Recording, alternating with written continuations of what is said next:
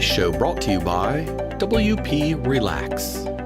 No matter whether you have an existing site, want to transfer your site, or need to start a WordPress site from scratch, we have a plan to suit your needs.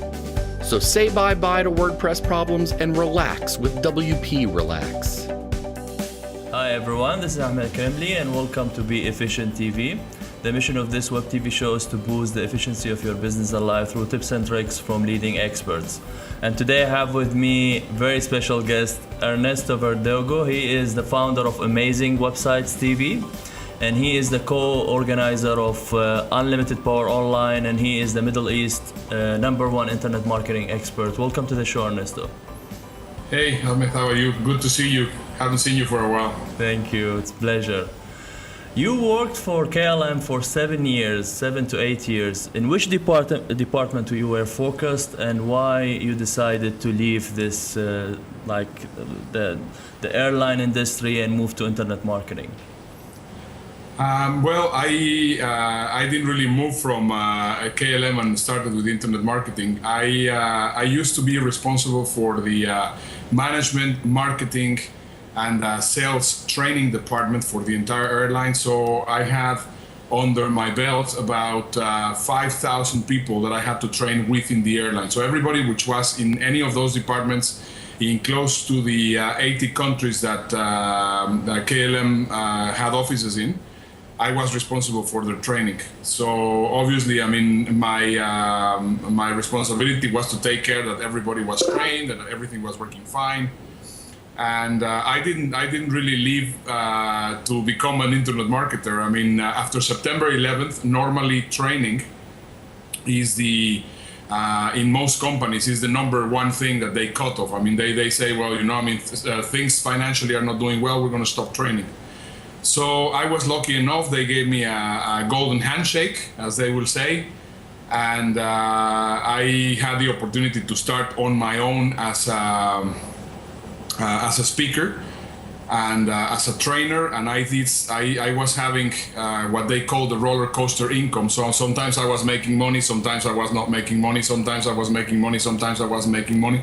And that of course puts a lot of stress for your marriage, for your relationships, for your financial well-being. I mean, it's horrible. And that's when I discovered internet marketing, which of course was giving me money regularly without me having to be completely stressed about where money was coming from. Because I mean, when I was just a trainer or a speaker, I was always trying to find new training gigs for me to generate money, and it was horrible. So I basically took my speaking skills, put them into the internet world, and that's how I got started. And you said that you've been a speaker, focused on what? Sales? Which areas you were focused as speaker? My biggest, I mean, when I was a speaker, I did a lot of motivational speaking for a lot of multi-level marketing companies, which of course was great because of course they were pulling big crowds. So I had the opportunity to speak in sports stadiums to up to 25,000 people. So that was awesome. I mean, I don't think that there's any other industry in the world that will provide you those audiences. But the problem is that obviously, I mean, I don't really, I mean, there's a bit of a disconnect between the way I see the world and between those guys see the world.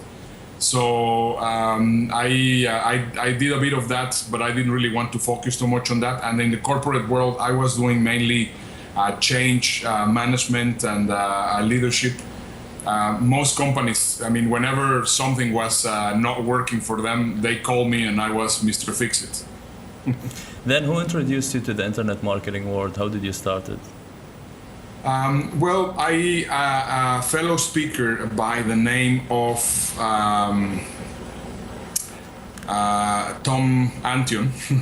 Tom Antion, he's also a speaker, and well, he started telling me what he was doing and all these kind of things. And then I went to one of his events, and I saw this is a great opportunity for me. I mean, it was relatively new. I mean, I joined the internet world in the year 2000, so I've been in the internet marketing world for 14 years now. And since then, I found it fascinating, and I've been there ever since. How do you see like the difference between the internet marketing world before, let's say, 10 years, 6 years, and now, and where do you think it's heading in the next 2 years? Well, the things have changed dramatically on the internet. I mean, right now the competition in it's becoming a lot more difficult. Google is very difficult with the way that they are treating businesses and how they're letting them advertise and all these kind of things. Facebook has been going up, but now, of course, it's also facing all sorts of challenges. So, it's a very fast evolving and changing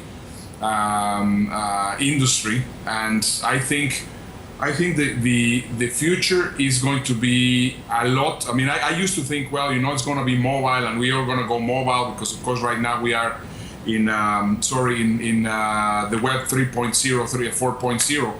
But I have the feeling that what's going to happen is it's going to be more, we're getting into an area where we're getting settled. Before everything was going up, I think we're getting into an area where more people and more businesses and everybody's getting into it, and it's going to start becoming more and more professional. And I think that's where a lot of people are going to fall off the grid, because there's a lot of people which are incredibly unprofessional on the web. They have no clue what they're doing, and I think the future, the short-term and the long-term future is professionalism.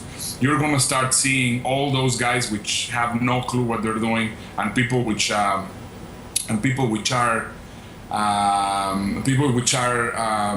knowledgeable and that they understand exactly how it working. I see a big opportunity also there because, of course, if you are an individual that understands the internet, you're an individual that understands how business is done through the internet, the sky's going to be the limit because you're going to be in high demand and very low supply. There are lots of podcasts going on, shows, and do you think the fashion of selling, let's say, educational programs online is a bit slower than before because the people are tired of these things? What are the hot thing in the internet marketing, and where the people or the marketers are heading more now? Absolutely not. I think the way that internet courses are sold now and the way that things are done, previously it was you buy a program and then you figure it out yourself. I tell you how to do it and you figure it out yourself. Right now, even the top gurus are becoming more mentors and coaches for people. The way that I used to do my coaching program and the way that I do my coaching program right now, it's completely different. Right now I am totally hands-on and I am helping people and I am finding a lot of joint ventures and a lot of things. I think it was just a natural evolvement from an educational industry. Right now I think the opportunity is by far bigger than it was before because, of course, people are accepting a lot more that they need to be trained. But then once again, it comes exactly what I was telling you about. People which are professional, that you can see that they are professional, they're going to be doing well. But the people that are wannabes or people that do not really understand how things should be done, they're going to fall off the grid. And there's going to be a bigger opportunity for the people that understand how things are working. So what do you change? You think hands-on, you want one-on-one service? What do you change, and what is your current focus in terms of internet marketing? Yeah, absolutely. Well, one-on-one, I am doing right now. One of the biggest changes, I think, from then to now, it's the possibility of, for example, running a coaching group through a Facebook group. So right now, for example, I have a Facebook group with 110 students, which I take at a time. I cannot take more because then if not, it becomes very difficult. And then that community becomes very close and very powerful because, of course, everybody's interacting with each other. I see the progress. Everybody's actually reporting on a day-to-day basis how they're progressing, how they're doing, the way if they are getting stuck in something, if they need help. I am not the only one helping because, of course, I possibly know the way, but a lot of people are very technical. So, of course, they know the technical issues and they can help with the technical issues. And then, of course, I see the people which are progressing quite well. And those are the ones which I start having a better relationship with. and I start creating joint ventures. We start creating products. Right now, I am just about to launch 70 books altogether, 70 books, and that's going to happen within a matter of 2 weeks. And you might have said, well, how's that going to happen? I mean, how are you going to do 70 books? Well, what happened is that we are co-writing. I mean, within my new coaching program, I am co-writing a book with 70 people.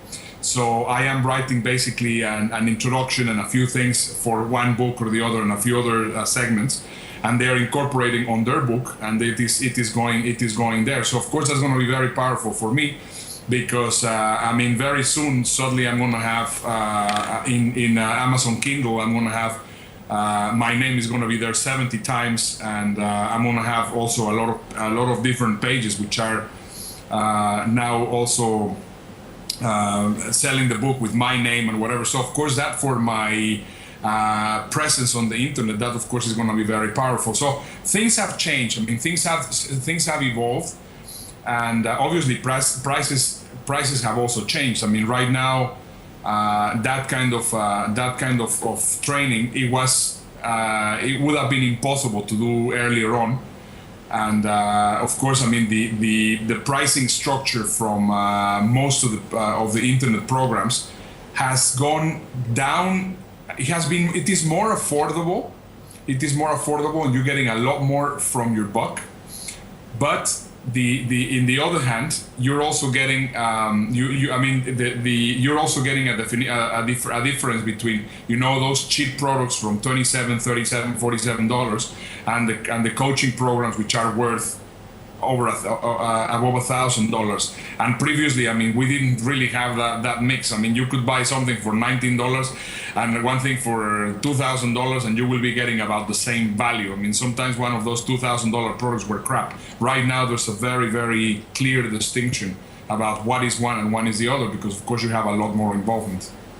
Where do you sell your programs? Like, you use Udemy, or like you still focused on the groups of Facebook to sell to them? And for the book, is it like a series of a book that's related to internet marketing, and each one of the 70 we're gonna tackle one area and you're authoring? No. Yeah. It is what it's called in internet marketing a tripwire. A tripwire is a low price book that we're going to be selling for $7, which is going to be getting them into a internet marketing funnel, which of course is going to have a number of different products behind. And I mean, we're basically looking for something that we were not looking in the past, which was live customer value. So that right now, it's my biggest focus. I mean, live customer value. I want to get my customers to be my customers for a long, long time. Previously, I mean, I was focused, or most of the marketers were focused in doing the sale. Right now, what is interesting for us is to have high customer value for the life of the customer that we're going to be having them with them. I mean, I have some of my students that have been with me for 2, 3, 4 years. And of course that is awesome, because of course, I mean, they trust you, they know how you work, you coach them, they keep on paying you, you have recurring payments, so it's great. So the approach is completely different. Which marketing channels through your internet marketing life or career brought you the most traffic and money? Is it like TV shows, products, blogging, events? Well, the TV show I love because it's more powerful than a book. So it's a complete different thing. I mean, you cannot compare apples and bananas. I mean, it's just a complete different thing. I mean, I am very proud that you are having now a TV show. In my small little pride, I can possibly say that I was the inspiration for it. I do not know if that is true or not, but... No, I want to say something, that Ernesto Verdugo is the first one who opened my eyes on the internet world. Thank you. So, I mean, that makes me very proud. I mean, I know a lot of my students. I mean, some of them you know. I mean, James Reynolds has his own TV show. A number of other people have their own TV shows. Dave Crane has his own TV show. And all of them have, you know, I mean, I've been part of it, the inspiration of it. For me, the TV show has been a great door opener, because it's a lot more powerful to say at this point in time, I am the executive producer of a TV show, than to say I am a published author. Because right now you can be a published author very easily, but you cannot be the executive producer of a TV show that easily. So for example, in my business card, which possibly you can just see here, it says executive producer of my of a TV show, and that of course opens doors tremendously. So I wouldn't really say that it's a money maker, but it's definitely one of the biggest PR tools that you can get. For me, the big money makers are webinars. Webinars are incredibly powerful. I mean, very, very powerful. I love webinars. I mean, that for me has been the best tool ever. And obviously live events. But live events, the unfortunate thing about live events is that, the live events have changed so dramatically that I don't get to do that many live events as I used to do before. So that's why, I have actually taken them right now into webinars. Don't you think like for live events, people change, like it's changed more into like people buying tickets more than buying products? And how you see that? And well, previously the people going to events and having them sell. Those pitch fests and all those kind of things that I also have done. I think all of us have gone through the process of how it all works. They are not as effective as they were before. They have changed. It depends in which market you are, but they're not as effective as they were before. People are not also paying for live events. Right now, the way that live events are working very, very, very well is if they are part of a product. So for example, you will sell a product and then you will say together with that product, you will have a live event. And that's how actually you are getting the live events working now. And that's, for example, here in the States, one of the examples is Traffic Genesis, for example, from Mike Filsame and Andy Jenkins. They didn't sell Traffic Genesis live, but it was, if you buy the program, that will be one of the bonuses that you will be getting. And of course, then that gives you it gives you exclusivity. You know that people are going to be there, and things. That's pretty much how live events are working. Or of course, if not, you need to get paid events. It depends. Is most internet marketers like making their own live events because it's difficult to get paid speaking engagements? Because I see most of them struggling in that and doing just free gigs. Yeah, it's definitely a lot easier to do your own events and than actually getting paid gigs. I used to get 2 or 3 paid gigs per month. Right now, I am getting once every 2 months a paid gig. So obviously, I have not really pursued it. There's people that live out of it, but I get very tired of trying to get people to hire me for these kind of things. I prefer to. Very soon I will be in Bahrain. I have been going back, not so much to Dubai. I have been doing a lot of events in Bahrain, e-government, social media masters. I've done some events in Saudi Arabia. I've done some events in Lebanon. I've done some events in Turkey. Is it working via referrals, or how you market yourself to get paid? Mainly is referrals. Right now, if you put my name on the internet, you will find over 1 million results that talk about me. So I am well positioned on the web. I'm well positioned on LinkedIn. So I get a lot of word of mouth and word of mouse also, both. So I get referrals and referrals from the internet and also referrals from myself. What are the hard lessons that you learned through your internet marketing career? Well, I think one of the hardest lessons that I possibly can take, and that is something that you need to experience in order for you to understand this. And of course, it was a bit of a pity. Of course, you're seeing people coming into your businesses and they're buying your stuff and whatever. And you tend to forget that the people which are buying your stuff, the way that you're making your money, they're actually people. They're actually flesh and bones and blood. They're real live people. And you tend to see them as transactions in your shopping cart. And that for me has been the biggest eye opener when I suddenly started seeing, well, I mean, if I would have understood that I could, with every single one of my students, created a bond like I am creating with each one of them right now, and I would have seen the possibilities of exploring the future, I mean, my business would be a complete different story now, because of course, I mean, I would have had already a number of years advantage. Right now, I mean, I never really started bonding with the people that were buying my products until about 2 or 3 years ago. With some of them I did, but I mean, now I started understanding. I mean, with people like you, I mean, we have had a friendship and a relationship already for a long time.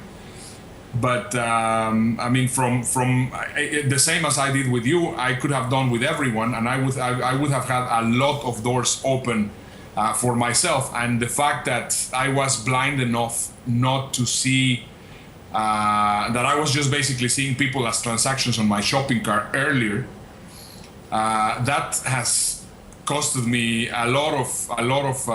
But why? Yeah. You were busy?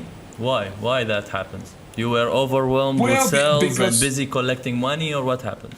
Yeah, because of course, I mean, you're focused on the money, and I think sure, I mean, the money is going to come through if you are providing good service and if you're providing a good value for whatever you're showing. And one of the problems is that, I mean, in the early ages of the internet, I mean, there was just money flowing in stupidly from right now. It doesn't work that way, and I don't want it to work that way either, because of course, I mean, I want to make sure that I am as genuine and as approachable and as I mean, you have to see the internet in the exact same way as you will be seeing real life. I mean, you will never treat your customers in the real life the way that I used. I mean, not only me, but that was for me the biggest challenge on the internet marketing world.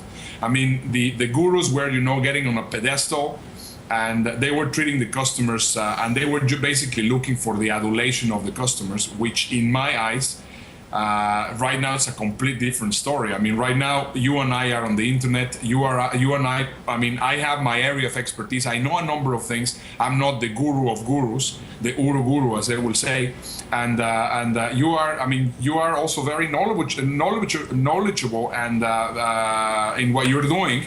And instead of seeing you as, I mean, the person which is paying for my courses, I mean, I prefer to see you as a potential ally or as a potential joint venture partner in which we can both help each other and grow. And that for me has been the biggest change and the biggest challenge that I have faced, because of course, I mean, if I would have done this from the very beginning, as I have done for the past 3 or 4 years, I mean, my entire career would be completely different. So that's a big learning lesson. For the people who are just starting now, what do you advise them? Especially now the internet is like moving very fast, and you need to learn a lot, and you need to have a big background about understanding how the things will work in order to be able to put, let's say, a program or a membership site or something else. So where they should focus, how they should start? It's very overwhelming. Yeah. Well, I think the first thing that you need to do is avoid the shiny objects. Don't be an opportunity seeker. Become an entrepreneur, become a professional. I think that's, for me, the most important thing. If you want to see another lesson, and one of the things that bothered me a lot from the industry was the fact that the industry was attracting a lot of opportunity seekers. I mean, people that wanted to make money while they slept, not doing anything. That is a dream. It doesn't work like that. And I mean, you are a dreamer if you think that that's how things are going to be working. That's not how things work. In reality, you do have to work. And the great thing about it is that you can actually decide when and how or where you want to work and with whom. But of course, the work is going to be there. So I mean, don't even dream that you're going to be doing nothing. So for me, the first thing is become an entrepreneur. Think of this as a business, not as a side thing. And just forget about the shiny objects. I mean, there's going to be always the new course about Facebook and the new course about Twitter and the new thing about this and the new thing about that. Forget about that crap. I mean, you have to understand the basics. Now, if you want to know what is the basics, well, first of all, the basics is that every business on the internet lives out of two things.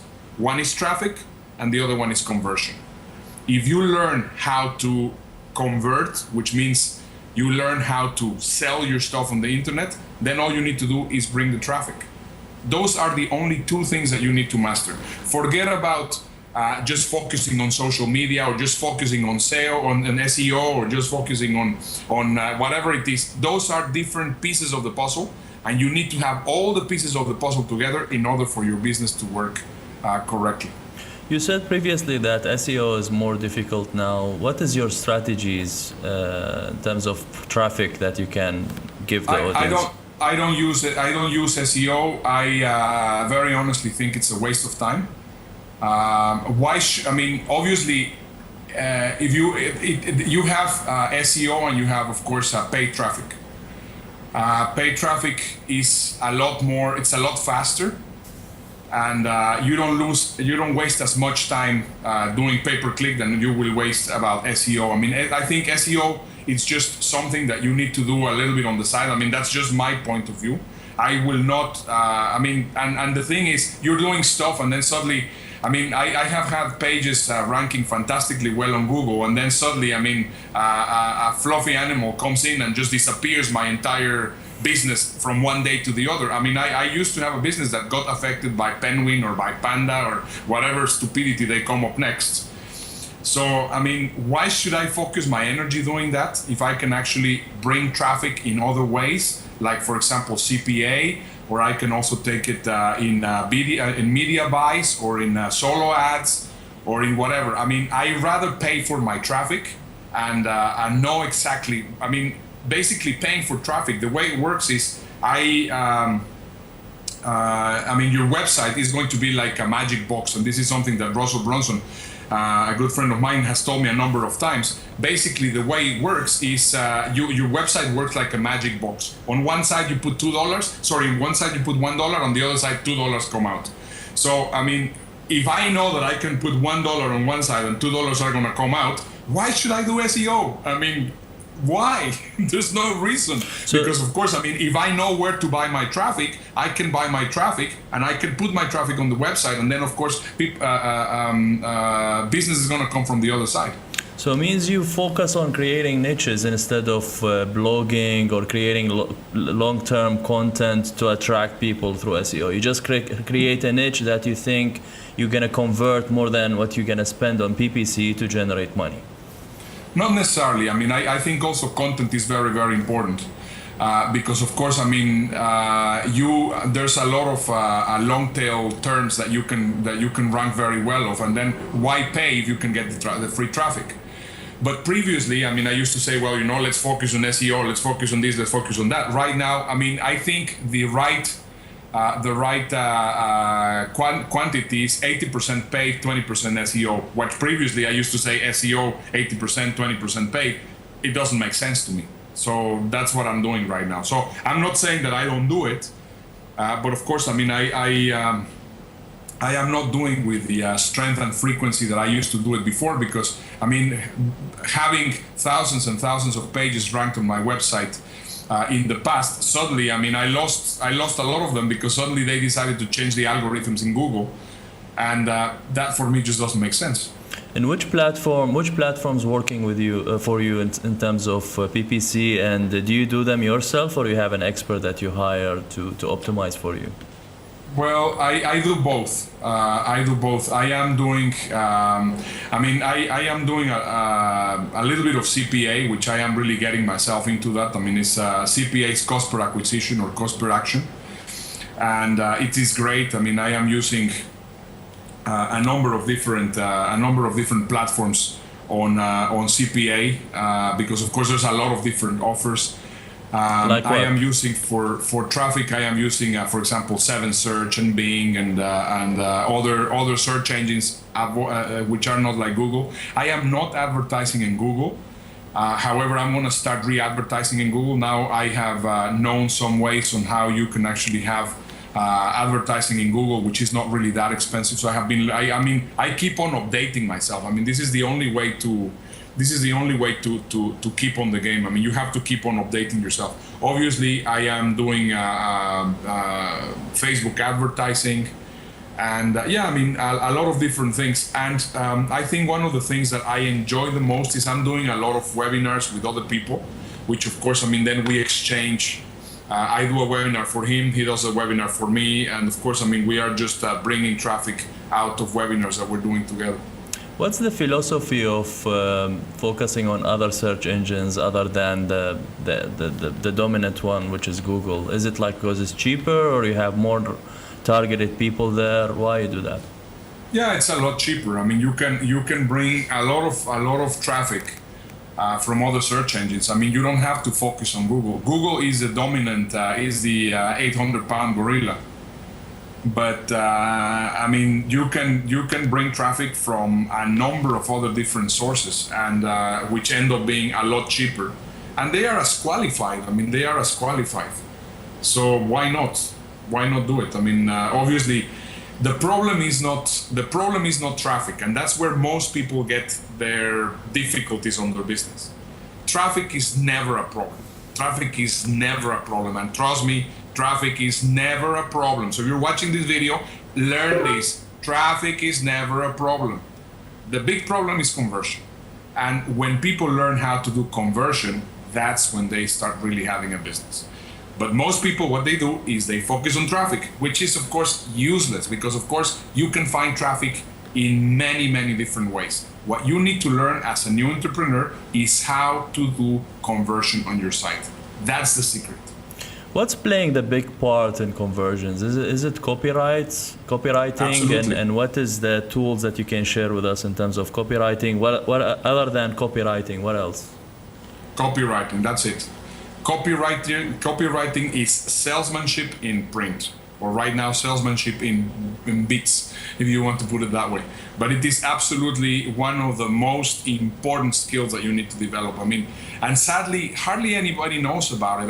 Right now, I read sometimes some emails that people send me that I go like, holy smokes. These guys have no clue what they're doing. Once again, those guys are going to fall off the grid. So if you ask me, what would be the skill that I need to develop in order to be successful on the internet? Copywriting. Forget about SEO, forget about social media, forget about anything else. You want to know a skill that is going to change your life? Learn how to copyright. That's it. That's it. How about affiliate marketing? Is it dead? Do you use it? Which tools do you use? Dead? It's about 20 or 30 times as big as the internet marketing industry is. It's a multi-billion-dollar industry. Within the internet is the biggest industry ever.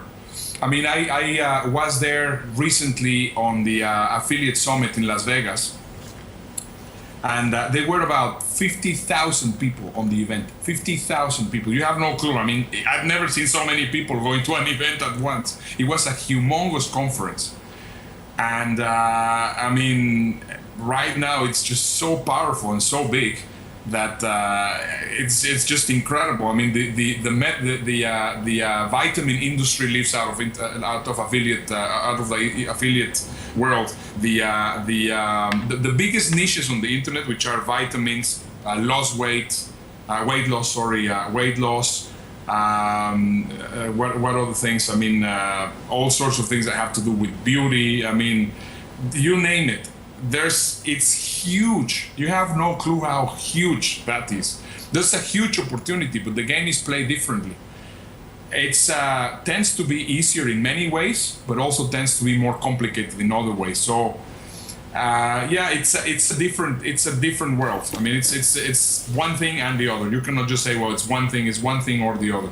So it's still ClickBank, and they do landing pages to sell the products, or they depend on Amazon to recommend certain resources that they're driving people to generate affiliate commission. Well, the thing is, right now, I mean, ClickBank is one of the players. I mean, it's not the biggest player.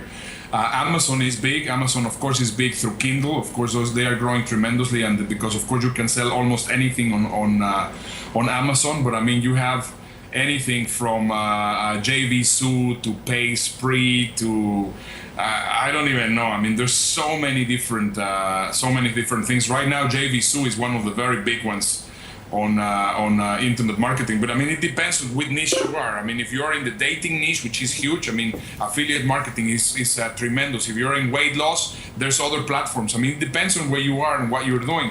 And of course, right now, I mean, CPA is part of affiliate marketing, and it's huge. I mean, people are generating tons of money on affiliate marketing. I mean, if I go to the biggest event that was on internet marketing, that was the Traffic and Conversion Summit in San Diego, they were about 6,000 or 7,000 people. I don't even know, but it was a big event. But compared to the size of the affiliate summit, it was a little event, and you should have seen the amount of money that they had to put the event. I mean, you will see they had, I mean, they were giving the best food and the best drinks and the best everything. When in the other one there was no catering or anything. So you can see there's a lot more money in the affiliate marketing world than it in the internet marketing world. Can you take us through your sales funnel and how you do it to sell nowadays for some of your products? What are the strategies that you use? Well, first of all, you have to think the funnel from beginning to end. I think that's the most important thing. And you start with free product that could be obviously a free recording, or it could be a bonus, a small book or a video or a recording or whatever it is. That could be one of the things. You could also do a webinar. So, for example, I have recorded webinars that I invite people to enroll for it. Then afterwards, they go for a tripwire, and a tripwire, that's a low entry product, which is about $7 to $17 or something like that. Then you take them into one other product, which is a little bit more expensive, and then you take them into one big webinar where you sell them a more expensive product. And then the moment that you get them into the expensive product, then of course, I mean, you have other things that you can sell to people. So basically, it is very, very easy, very, very step by step, and also it's not that difficult to replicate. I mean, right now, I think at the maximum, I am working with, let's say, 5 or 6 different funnels that work very well. And that's basically what it is. I mean, if you learn how to create sales funnels, you will first of all need to work a lot in your sales copy. Your sales copy and your copywriting, it's incredibly important. Then you put together the websites.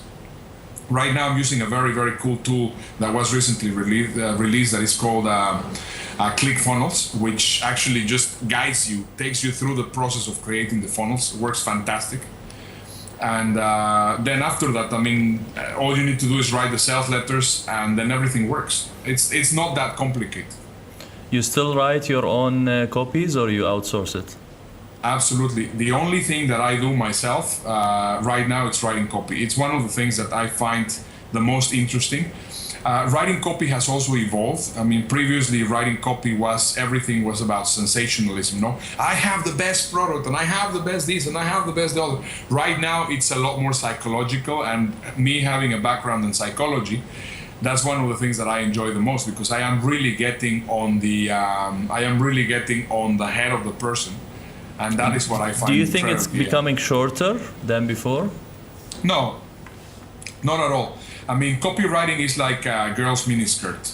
It has to be long enough to cover the important parts, but short enough to make it interesting. And that's all it is.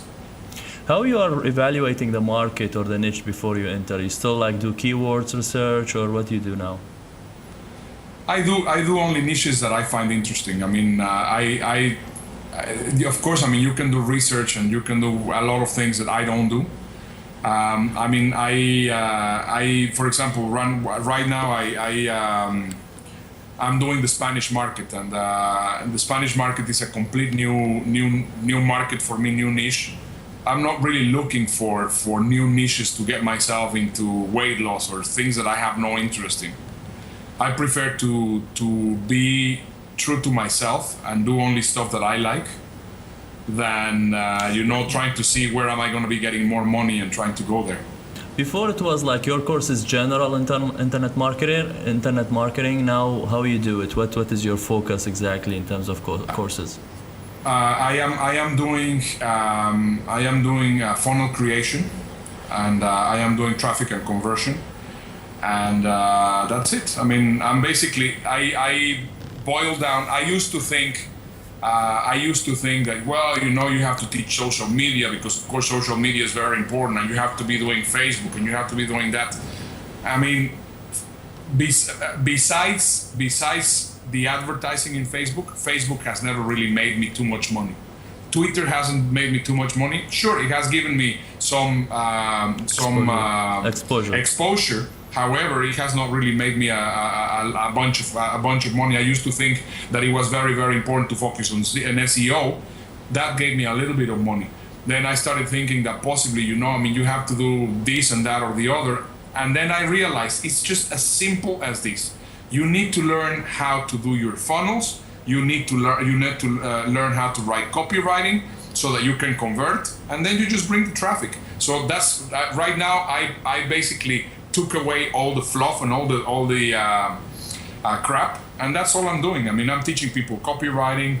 I mean, right now, in my courses, I'm very, very proud to say that. I mean, if you stick with me from beginning to end, you're gonna come out knowing exactly what you need to do. I mean, and I am having a success rate of over 60%, which I think it's very good. But previously, I was having a success rate of about 5 or 6%. Which was very, very limited. But right now, most of my students are coming out already with a product. They already know how to do their stuff because, of course, all I'm teaching them is exactly what matters, which is exactly what I am talking about of the previously of the the shiny objects. And sometimes even the gurus don't even know what they're teaching. I mean, they say, well, there's this opportunity for teaching this new tool for Twitter. There's new opportunity for doing this. But I mean, those are unconnected pieces of the puzzle. And if you don't connect those pieces of the puzzle, then basically it's useless. It doesn't work. So mainly you teach your students how to convert and sell. Exactly. How they can create their products, in which in this case I teach them doing a product together with me. Then I tell them how to package it. I tell them how to write the copy, and then I tell them how to bring traffic to it. That's it. So we created the product, researched it, and launched it. How we launch the product? What are the strategies that you use now to launch the product? What are the steps that you're taking? Well, product launches are Jeff Walker style. Have been, they have been very, very popular. They have all been done in many different ways. And there's, of course, you can just do bits and pieces on how it's going to be working, and you have to do the entire launch process and whatever.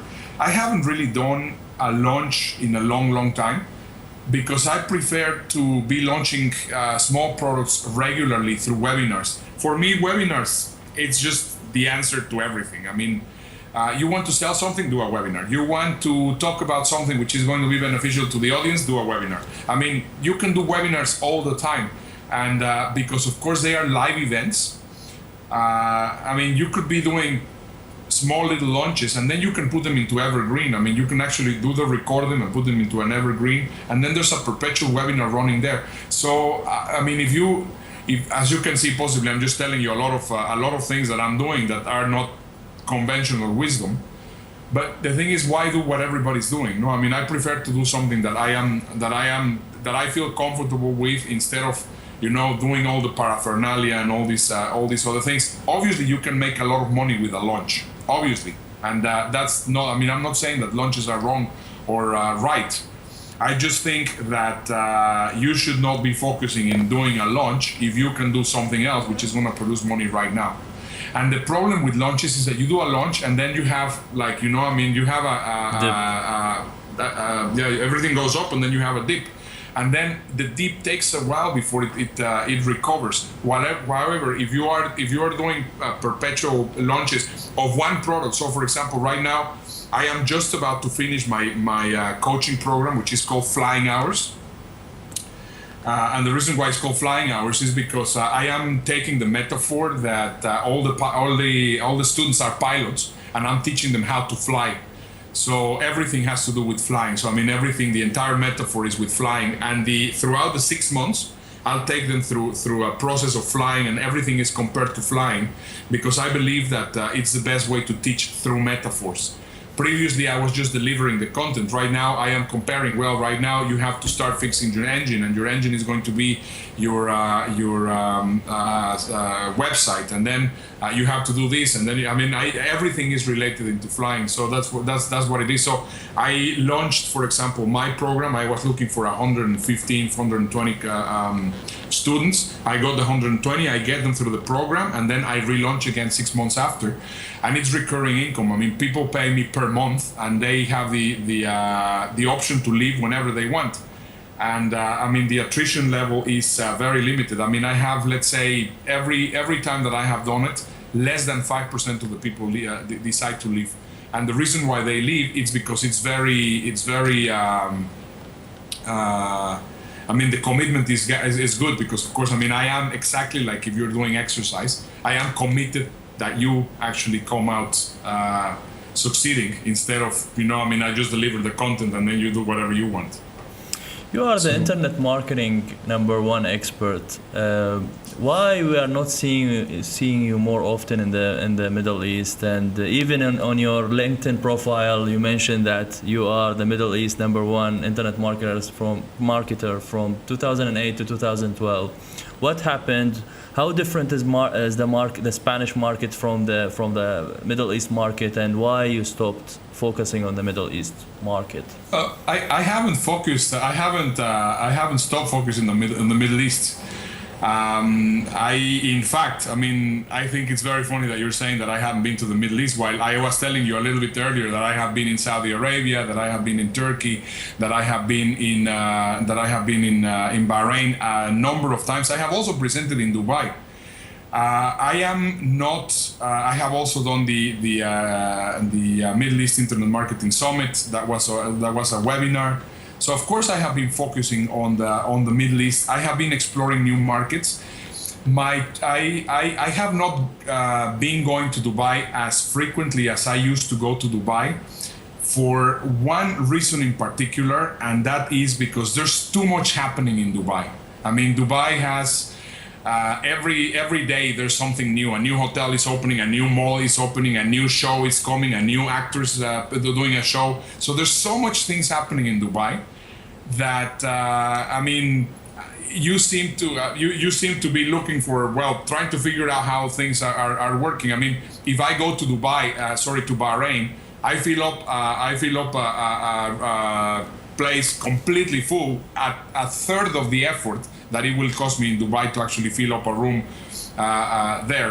In Dubai, there's so many things happening, and I feel that's a little bit of a problem. Also, another of the challenges with Dubai is that a lot of people are, they are there for 1, 2, 3 years and then they leave, which also that has been a bit of a problem, because a lot of people that used to be on my mailing list, now they are in Hong Kong, or they are in Beijing, or they are back at home in the UK, or they are in Lebanon or in Syria, or wherever they are going.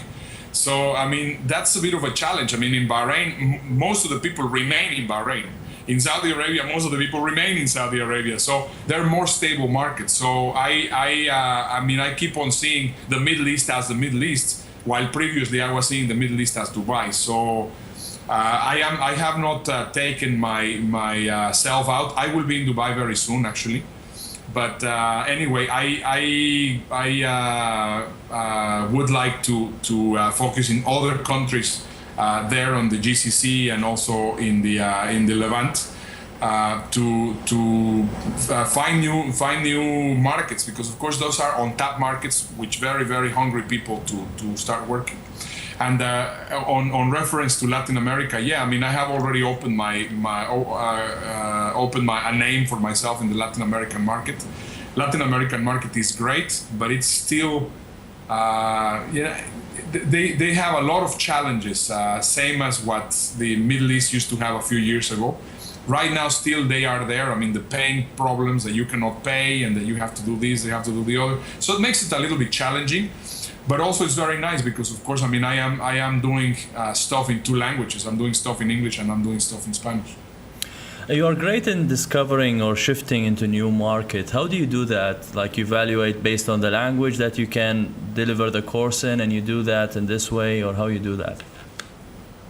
How do I find new markets? Yeah, like how you evaluate the new market and jump into it. And don't you think that it's tiring that, because when you do that, you have to mix it offline and online most of the time. Or you have to find somebody who is there already in that market and you make a joint venture with. Yeah. While you're not like creating kind of a product that goes viral online all over the world, you're just still focusing on cities and specific projects or joint ventures. What's the philosophy behind this? What's the strategy behind this philosophy?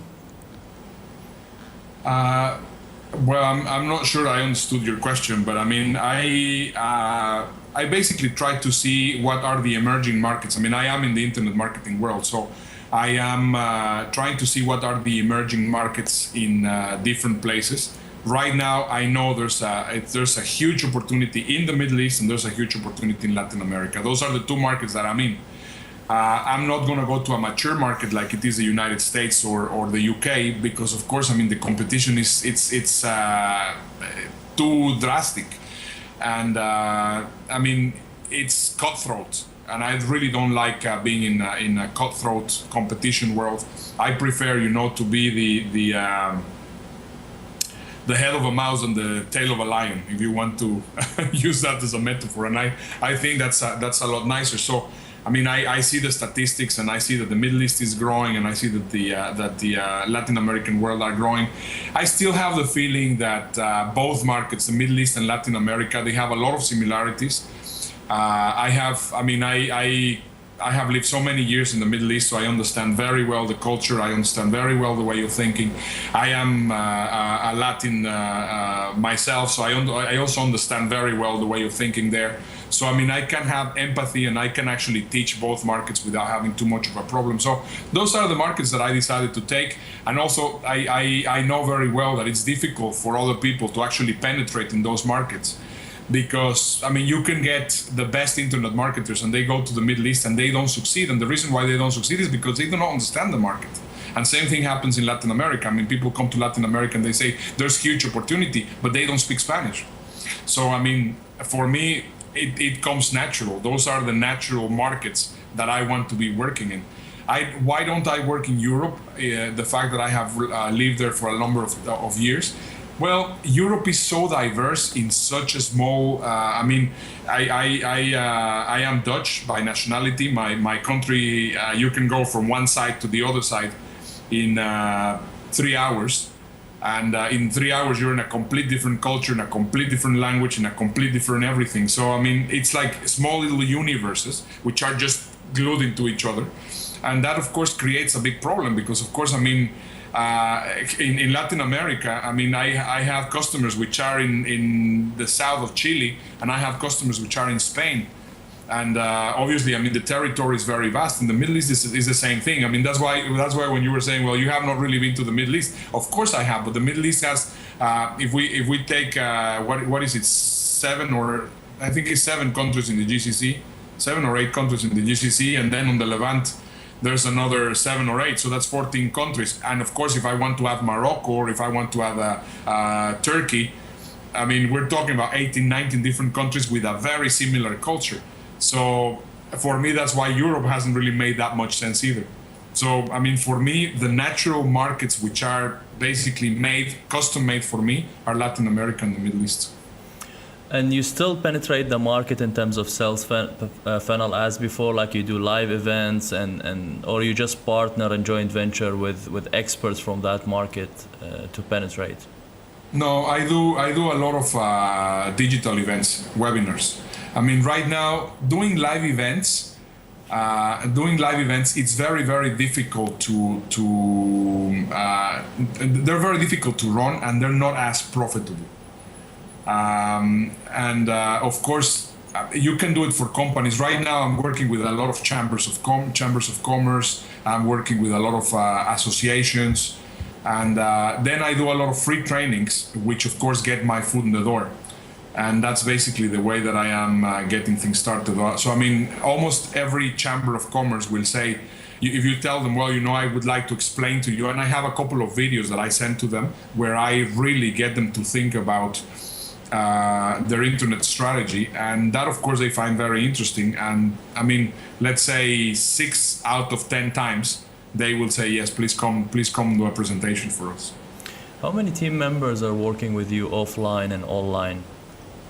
Well, I have a number of different people that work part-time, and I have 2 people that work full-time for me. And I basically outsource and have everything by projects. I have right now a lot of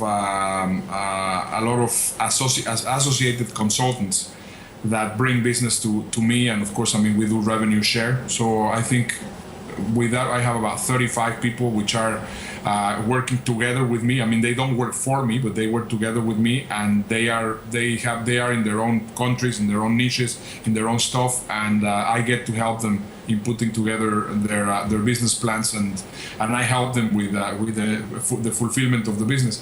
And that, of course, has come up with all the students that I have been graduating from my coaching programs. You are the world 237th most traveled human being. Can you share with us some traveling hacks and tools? Traveling hacks and tools. Sure. I think.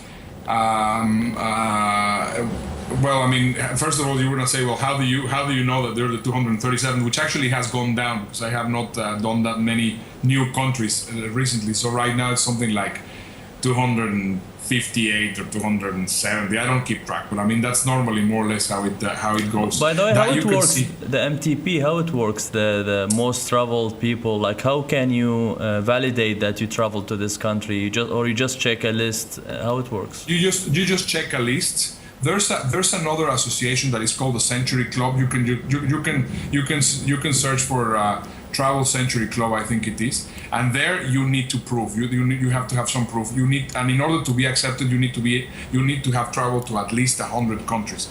I actually visited my 100th visited country was Harare, Zimbabwe, and I remember the moment that I landed that it was going to be my 100th country. I remember ticking it on my goal list. And that was in 1999, and then afterwards, I mean, I've been to a totals to something like about 131, 132 countries, and yeah, I mean, travel hacks. One of the best things that you can do, I mean, if you want to travel cheap, as I think most of us want, best days to travel are Wednesdays. Always stay a Saturday overnight, so always leave on Wednesday, come back on Monday. Those are the best fares that you will find.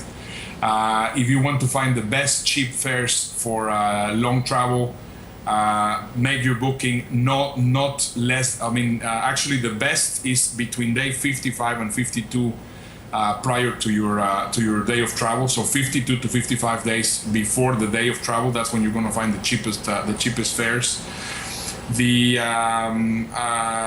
Which tools do you use to book the fares? My favorite tool to book is if I'm gonna book air travel, I like using Suji. That's Z for zebra, UYI, like Fuji, but with a Suji. It's a travel agency in Singapore that it's just absolutely awesome. Great prices, very good on good prices, and the other ones that I use constantly, it's Hotwire and Priceline, and I think those are the absolute best for hotels and car rentals. Priceline I love because of course you have to do bidding, and then but the bidding is very. If you understand the bidding system, you can really get some very very good hotels, 5-star hotels, 4-star hotels for peanuts. Recently I did a holiday with a family, and we stayed in 4-star hotels the entire trip for about 3 weeks because we were doing a driving holiday. And we were paying no more than $60 per night on 4-star hotels, which I think is absolutely great. And the best way to do that is either book on the day itself, and don't book by hotel, but book by area. So basically say, well, I would like to stay in this area. I want a 4-star hotel on this area. And then and always check what's the price of what they're selling, and they say, well, I will give you up to 60%. So actually start bidding at 60% below the price. So for example, if it is 100, start bidding at 40. And there's a good possibility that you're not going to get it at 40, but you're going to get it at 45. So that's one of the best things that you can do. And also for Hotwire also is great for finding new fares. So those are the three main sites that I use for booking my trips. Your favorite 5 cities in terms of like visiting or living? My favorite cities for visiting and living, well, I would say definitely Dubai is one of my favorites. I love Dubai. I feel a Dubaian. I definitely feel very, very comfortable in that city. Some people, most people like it. However, some people say, well, this is too much for me. Singapore is another city that I really, really like. Hong Kong is another city that I really, really like. Amsterdam, as I have lived there for a number of years, is a city that I absolutely like. And Santiago in Chile is just an incredible other city. If you ask me what are my 5 favorite cities, I just mentioned them.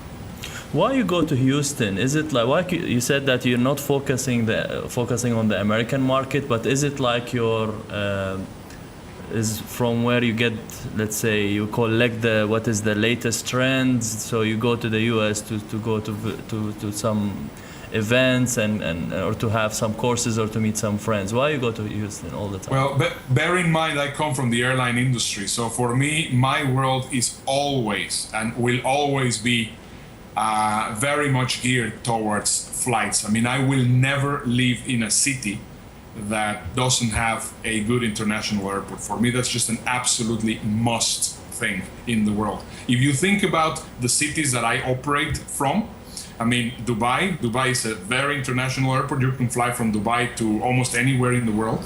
Amsterdam, it's one of the best and most international airports in the entire world. And Houston is, in my eyes, the best airport in the United States of America. Why does that give you an advantage? Well, very simple. I have access to every city that I want in the world within one flight.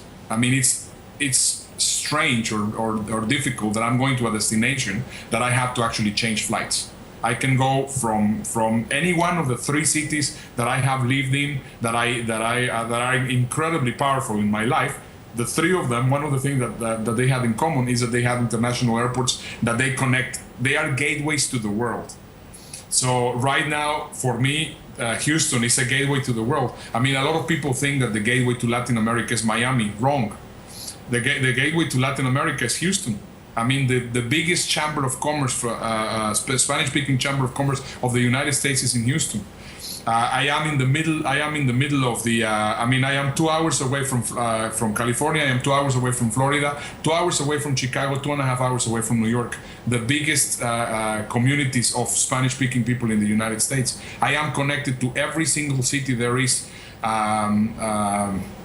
Where in Latin America through this airport. So, and I don't have to go through the hassles of going through Miami airport, which is completely crowded.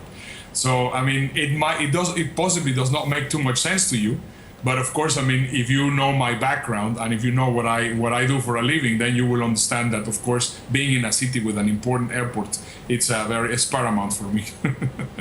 Can you take us through your daily life and work routine? My daily life and work routine. I do not know if I would say that's a day routine, but I mean, I am very dispersed. I am very, I mean, I'm not extremely disciplined that I say, well, you know, I mean, at 8 o'clock I do this and at 9 o'clock I do that. And of course, being a very creative person as I am, sometimes it's easy for me to focus. Sometimes it's not very easy for me to focus. I work from home. I have my television studio. I have my entire office with everything set up here at home, and I work whenever I feel like working. So I mean, sometimes I prefer to be in the morning, take the kids to school. Sometimes I prefer to work in the nights and then sleep and then see the kids afterwards. I mean, it depends. I work pretty much with how I feel comfortable. Also, for example, sometimes if I have to do something with the Middle East, like right now, I mean, right now, for you it's late. For me it's not that late. But sometimes I do the opposite. I stay late because, of course, I have to deal with people in the Middle East. So I don't really have any kind of structure or anything like that. I prefer to listen to my body. I prefer to listen to my how I feel comfortable. And I mean, as long as I have a list of tasks and a list of goals of things that I have to accomplish that day, which is something that I try to do every day, or at least the day before, I say, well, for tomorrow I need to do all these things. Then I do them whenever I want. Also, for example, my team of people are in the Philippines, so I have to be dealing with a 13-hour difference.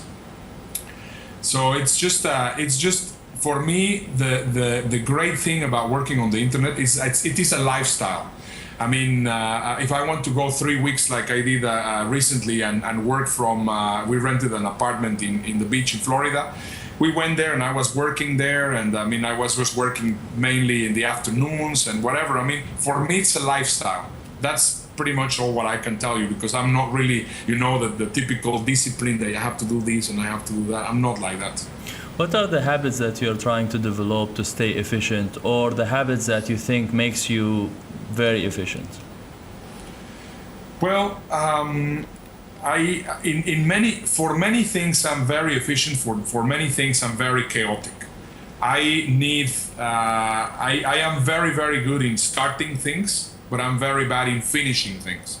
So for me, the most important thing is identify my weaknesses. I think that for me is the most important thing. I mean, and I think that's a very, very important thing for everybody. So, for example, right now, because I know that I'm very good at starting but very bad at finishing, most of the people that work with me are the finishers. I get things started and then they finish them. So that I think is just basically focusing on my strength. I mean, I'm very good in opening, and then other people are very good in closing. So I try to delegate every single thing that I'm not good at. And that for me, I think, has been the biggest lifesaver in the world. I mean, I don't live with stress. I mean, it's quite funny because right now I'm growing a beard. I've been having a beard. My wife has been trying to convince me to have a beard for a while, but so until now I have done it. But it's quite funny. I mean, a lot of people see me and they tell me, when I tell them my age, I say, "Oh my goodness, I cannot believe that you look a lot younger." And I think the reason why that happens is because, I mean, I sleep my 8 hours a day. I do whatever I want, and I work on my own terms. I listen to my body. I listen to what is important for me, and that's what keeps me there. I mean, my interest is not becoming a billionaire.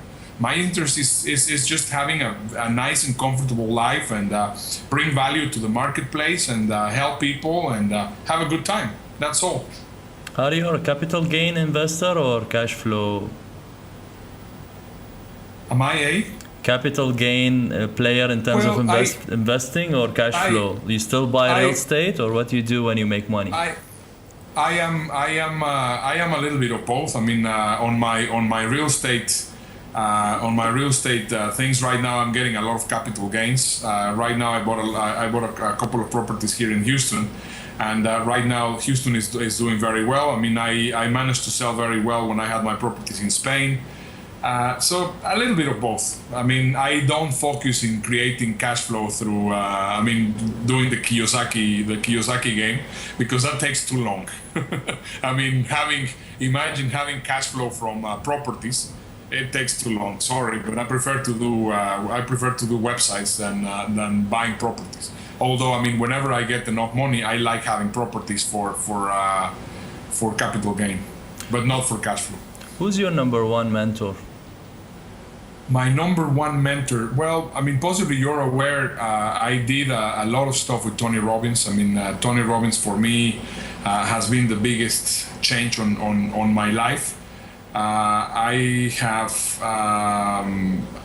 had a number of different teachers and students. I have all, not that they have been my mentors, but I mean, I like associating myself with different ways of thinking. I mean, with people, I mean, I don't really call them mentors, because obviously a mentor is somebody that you have a personal relationship with, and a lot of people don't really know the difference between, for example, a lot of people tell me that I am their mentor, and they don't really have a good relationship with me. I mean, there's some people that definitely I am their mentor, but there are some people that have taken my coaching program and they think that I am their mentor. And that is not really the case. I mean, in reality, you become a mentee when you have a good relationship with a mentor. There's, I mean, people that have helped me tremendously in my career. They are people that I mean, if I will tell you their names, you wouldn't even know who they are. But that I identify that they have that they were bringing a lot of value to the marketplace, that they had a good heart, that they had that their head was in the right place, and that they were being successful. And fortunately, they have been my mentors. I mean, they have been people that really have taken me under their wings and worked with me. So, I mean, I can tell you names, but I mean, you're not going to even know who they are, because I mean, they are basically known in my own circle, but that's it. But I mean, in terms of people which are known, the people that the people that I have spent the most time with is Tony Robbins. The most important factors for success in 3 words. The most important factor for success in 3 words. Wow, that's a difficult one. Well, I think most important is keep your feet on the ground. Keep your feet on the ground. Oh my goodness, that's not even 3 words. No, I mean, if you say, let's say, focus and. Well, I think you know, I mean, be aware of. I mean, be not focused, but you know, make sure that your feet are on the ground. Make sure that you are grounded. Okay, that will be the word, grounded. So grounded would be one word. The other word is, I mean, take knowledgeable action. So I mean, it's not only take action, but do stuff. I mean, make sure that you're progressing. That would be the other one. Make sure that you're focusing on progress. So you're progressing every day. Doesn't matter how much, as even if you're moving this tiny little bit every day towards the direction that you're going, it's great. And I think the other one is enjoy the process. Just have fun. Top 3 apps that you use on your smartphone. Top 3 apps that I use on my iPhone. Okay, let me see. That's a good one. Well, I will say one of my very favorites is called Ringo. Ringo is a service that you can use that you can call the entire world almost for free, which I love. I think it's great. I mean, I because here in Houston the weather changes a lot. I have one that is called My Radar, which I really love. Basecamp, absolutely great. WhatsApp, obviously. Free Prints, great app. I mean, it's a service that is here that you take pictures and then you send them there and they print them and they send them to you by mail for free. It's awesome.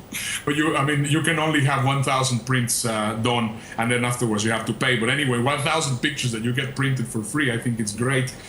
Connect, which is a great tool. Boximize, which is also great. Card Reader, which I also love. Penny Talk, which I also use quite a lot. Waze.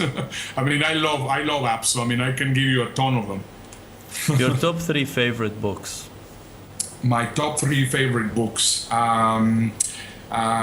Short History of Everything by Ken Wilber, my absolute favorite book.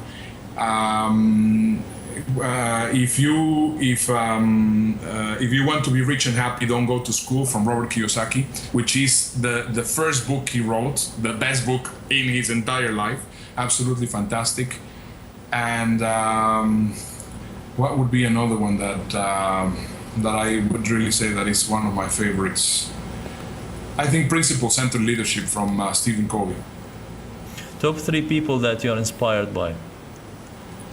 Well, I already told you, Tony Robbins has been a tremendous inspiration in my life. I would say, who else can I say that has been big inspiration? Well, I every time that I say this, I of course can get a lot of people looking at me like, my goodness, this guy is crazy. But I mean, I think what he has accomplished is fantastic. I mean, I've been incredibly inspired by Barack Obama.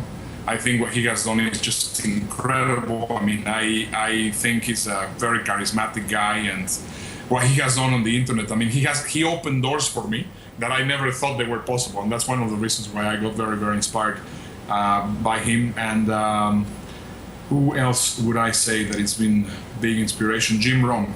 I think possibly Jim Rohn will be the other one. What are the things that makes you really happy? Being with my kids. I love my kids. It's a lot of fun. I mean, just being silly with them and just singing songs and, you know, dancing around with my daughter and doing waltzes with her and going swimming with my son and playing mini golf with him. And yeah, I mean, I love being with my kids. I think that's one of the biggest joys in the world. I like also very much flying. I absolutely love flying. And for me, I mean, I am a pilot, and it's not the flying which makes me very happy. It's actually the landing. I mean, they say flying is the second biggest thrill known to man. Landing is the first. I mean, when you learn how to land an aircraft, it's the most exhilarating thing in the world. And yeah, I mean, I am happy. I'm a happy person. I mean, I don't really have to think of things that will make me happy because everything makes me happy. I mean, being with people, helping people, getting nice messages from people because I have helped them. That also makes me very happy. Any products or services that you would like to recommend to the audience, and how people can contact you? Last question. Products that I would like to recommend to the audience, in which sense? What kind of products? Like your products, if you have any products or services now that you would like the people to have a look at. Well, I mean, I do have my coaching programs and I do have my stuff. I don't think that really makes too much sense. I don't want to sell anything. I mean, the idea is just to have a conversation here. Products that I use, I mean, as I was telling you a little bit earlier, I mean, right now I am very happy using this tool called ClickFunnels, which I think it's great. I mean, you can really do a lot of stuff with it. I like, right now I am using another great platform for payments, which I really like because they split payments with your affiliates instantly. It's called Saxa, Z for Zebra, AXAA.com. I really like that one. I mean, I am using a new internet how's it called, email delivery system that is called SendReach, which I think is also very, very good. Yeah, I mean, those are products that I am right now experimenting and working with. How people can contact you? Yeah, well, the best thing is you can connect with me in Facebook, Ernesto Verdugo in Facebook, or Ernesto Verdugo fan from my other page. You can also go to my web TV show, amazingwebsites.tv, or in ernestoverdugo.com. Thank you so much for this great information, Ernesto. Really appreciate it. My pleasure. I hope it's been useful. Thank you so much. Thanks, everyone. Be efficient and stay efficient, and see you soon with another leading expert.